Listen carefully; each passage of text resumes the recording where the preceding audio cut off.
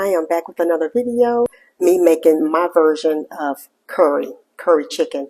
I wanted curry, but I didn't want to get in my car, go drive somewhere, and pay for the taste of curry.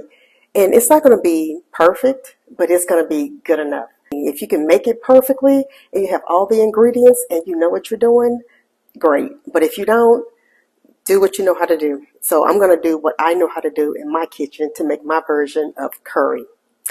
And the seasonings that I'm going to be using, accent, salt, and no, I don't have a salt shaker, and no, I don't want a salt shaker. It just takes up just more stuff to be trying to store somewhere. Onion powder, and I am going to use some garlic powder, but I forgot to get it out. So if you don't mind, I'm going to run and go get that in just a second. This says sage on here because it came from the store as sage, but I repurposed this container and I used the basil that I grew outside and I dried it and I put it in here. So that's what's in here is dried basil. So I'm going to be using dried basil, a little fennel. Oh, one moment.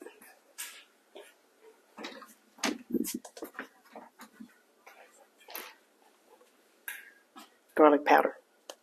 So, but before we actually start seasoning the chicken that I have rinsed or washed, however you want to say it, and it's in my pot. A lot of people want to come to me and tell me you're not supposed to be rinsing and washing beef and washing meat. Child, y'all do what y'all want to do in y'all's kitchen. I'll do what I want to do in mine, okay? So we'll leave it like that. But before we move on, I want to talk about this. Well, I'm not going to talk about it a lot, just briefly on the sage. I originally pulled the sage out of the little mini garden and I had it on a paper plate. But y'all, I don't care how clean you are, your house gets dusty, okay? And in my mind, I didn't want my sage just sitting out on a paper plate without being covered, especially for food that I'm going to be consuming. So I decided to just put it into a jar. And I do have a lid for the jar as well for later use. But I put it in here, put a paper towel on it, and put like a little twine on it to keep it covered. But also the air can get through the paper towel in order to dry it out. And once it dries out, I may crumble it up, I may not. But I'll go ahead and actually put the lid on tight, and that would be my stored sage. I just want to let y'all know that my sage is just, I don't just leave it sitting out. I like to put it in something and cover it, just so you can know. Okay. And also, we have all the seasonings, and I'm going to also use a bell pepper from the garden. So let's go ahead and get started. Okay, we're going to go ahead and start adding the seasonings, this is the garlic powder. And by the way, I have my stove on low for right now. And I don't have any oil in here. Just chicken and whatever little water that may be left on it from when I, prepared it, rinsed it off or whatever. Accent. An accent really don't have a seasoning to it or a taste. It just makes the flavor, it just enhances the flavor. Onion powder.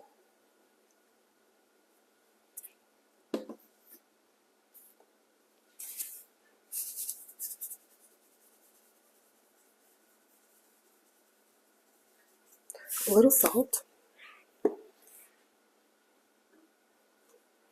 And this is the fennel. And some people ask, what does fennel taste like? I don't know. It's just an acquired taste. You have to taste it somewhere one day and see if you like it. And this is the homegrown basil that I used in my repurposed container from the store.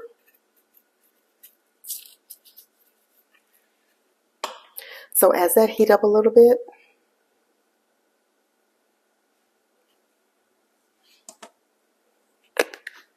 I'm going to add a little water to this. After it heats up a little bit, add a little water.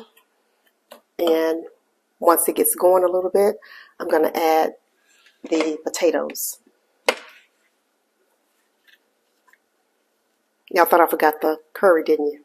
I kind of almost did forget it, but how could you forget the curry? It's going to be curry chicken.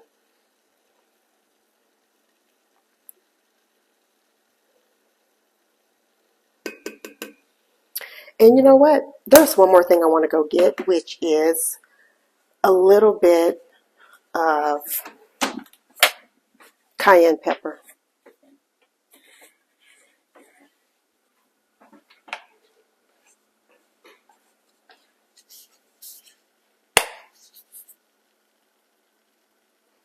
Do y'all like y'all's curry dish a little spicy? Just a little? Well, this is going to make it a little spicy. Okay, so while that's heating up like I want it to, like it's doing right now, I'm going to go ahead and add a little water.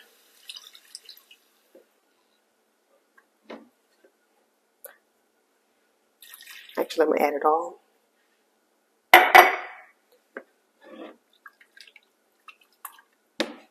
And once this comes up to a boil, I'm going to go ahead and add the cut up bell pepper, and then I'll add the potatoes.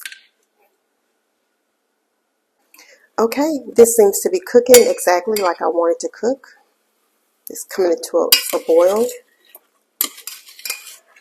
Give it a stir right here.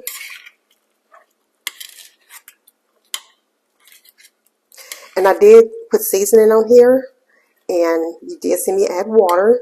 So a little bit later, as the chicken starts cooking really good, I'm going to come back and I'm going to taste my broth. Y'all know I'm always about making a good, flavorful broth to make your food taste good. So I'm going to definitely recheck my seasonings to see what I need to add in order to make it taste exactly like I like it. So now I'm going to go ahead and add a little pepper. And y'all do understand, I'm not trying to come on here at this moment and try to say that I am making a restaurant style or restaurant level type chicken. When you're at your own home, you cook what you want. You cook it how you make the taste like you want it. So I want a curry, so that's what I'm trying to replicate. I'm not trying to do it exactly. I'm just trying to make something for myself that's going to taste like curry. So that's what this is about.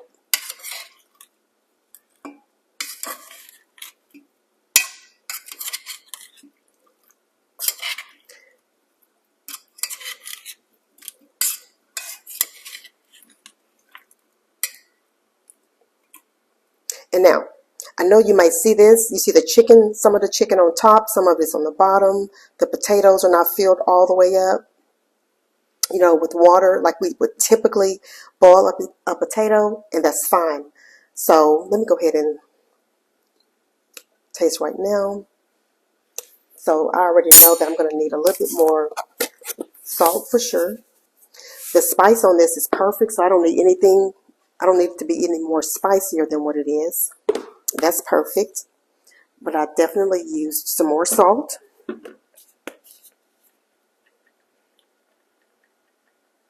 More garlic powder. Oops.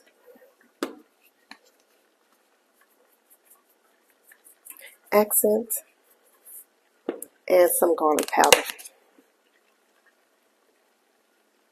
for that good garlic taste. Now, of course, if you have fresh garlic and you have fresh onion and you want to use that and you don't like to use the powder, absolutely use the fresh stuff if you have it and you want to use it.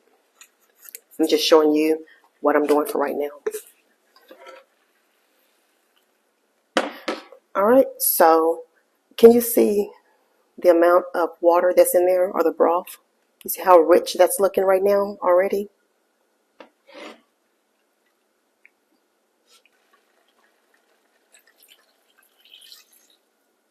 Added a little bit more water. So from this point forward, it's cooked. Put a lid on it, and I'll be back.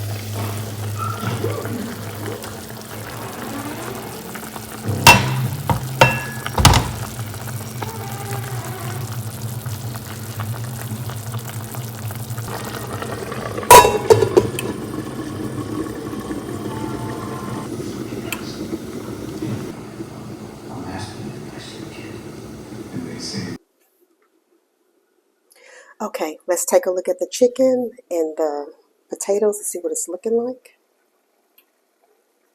I wish I could smell it. It smells so good. Okay, at this point, everything looks like it's almost done or pretty much done. So let's see. I like to just, for my test, to see if it's done, I like to take the fork and pull. See how it's pulling it loose? And you don't see any blood running out of your chicken, so you know that it's done. And as far as the potatoes, let's test the potatoes.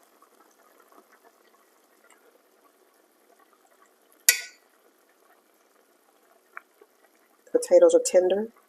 Now, if you're doing this or anything similar to this, and you don't want to cook the potatoes and the chicken together because you may be afraid that the potatoes may be undercooked or the chicken may be undercooked, it's totally fine to go ahead and start the chicken first. And once the chicken is done or almost done to your likings, you can go ahead and add the potatoes to your broth. But just make sure that you have enough broth, because if you remember at the beginning of the video, it seemed like when I was adding water, it may have seemed like it was going to be too watery or it was going to be like more of a soup. But I knew that this was going to cook down, so that's why I like to put enough water and enough seasoning to make a broth, because I know it's going to cook down and I don't want to continuously come back, add water, add more seasoning, going back and forth. I'll go ahead and take care of the seasoning and the water all in the very beginning. But this is what it's looking like. So now, I know it tastes good. It smells amazing. So at this point, to take my flavor level up one notch, I like to, this is what I call making it have a more of a richer flavor. I like to use Kerrygold butter. You can use whatever your butter preference is that you have at home. I'm going to add butter to this. Oops, get off of there. Okay. And now I'm going to let this, cook together, marinate together.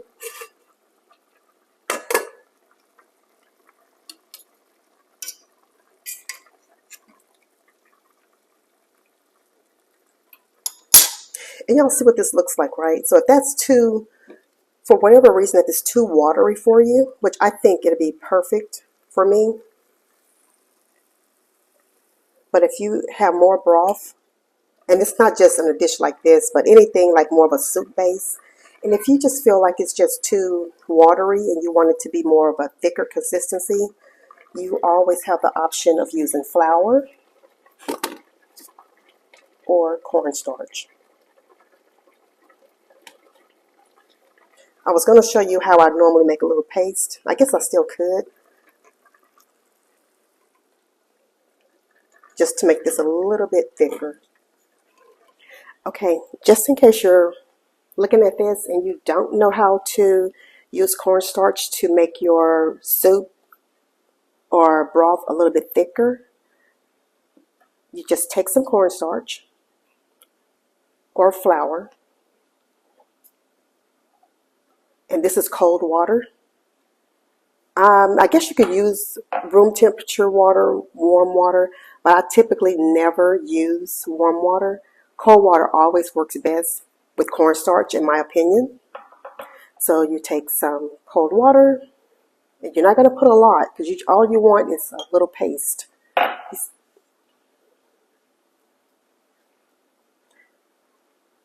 don't know if you can, how well you can see that. And it may get kind of hard and chunky, kind of. You know what? Let me use a spoon.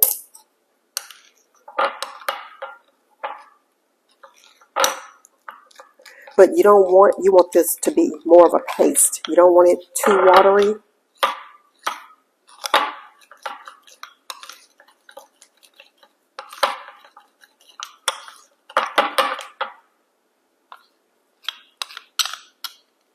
And you can feel the bottom of it where it's still thick on the bottom. And that's kind of how you want it. You don't want it to be real watery. And so we're going to take this, and I'm going to show you how the liquid instantly turns to be more of a thicker consistency. So stir it a little bit. So you're just going to take this and add this to your pot. Let me smooth some of it over. You're going to have some room to mix your liquids up. Move it over. And you're going to pour this in.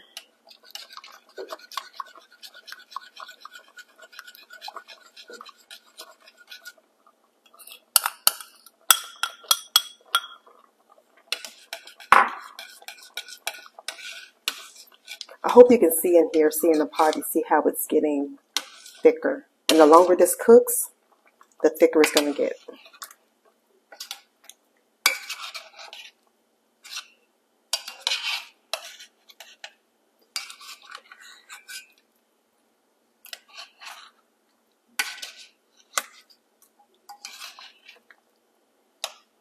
So now, when I hold it over and show it to you, you still have a, now I don't call this a broth now. Now I call it more of like a gravy.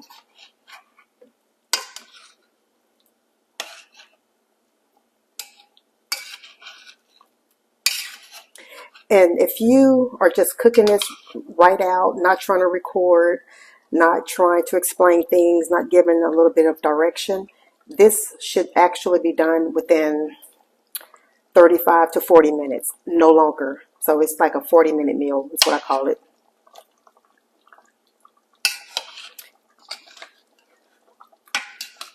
"40-minute curry potatoes." I just wanted to show you how I typically make a potato curry dish when I have that taste of curry. When I want to have that taste without going to a restaurant, this is typically what I do. Alright, that's it. If y'all enjoyed this video, go ahead and give it a thumbs up. If you have not subscribed to my channel, go ahead and do so. I would really appreciate it, and I will see you on the next video.